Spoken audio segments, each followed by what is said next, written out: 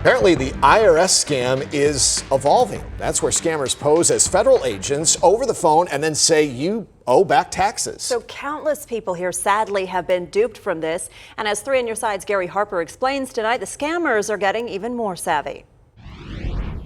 Well, for con men, this scam really is perfect for them because they do everything over the phone. But as you're about to see, that's not always necessarily the case. The reason of this call is to inform you that IRS is filing a lawsuit on your name because you had tried to do a fraud with the IRS Internal Revenue Service.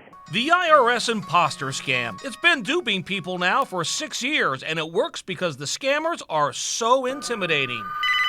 IRS is not going to call you and threaten to arrest you or that you have to make a payment with a gift card or anything of that nature. But unfortunately, many Americans have been victimized. The phone scam, we know of at least 60 million that's been lost nationwide over 6 years. However, the IRS scam has evolved. Instead of phone calls, you should also look out for letters that could trick you into thinking it came from the Internal Revenue Service. Here's a fake IRS letter demanding payment for back taxes. The first thing that jumps out at me is it says that the money order should be payable to the IRS, I.R.S.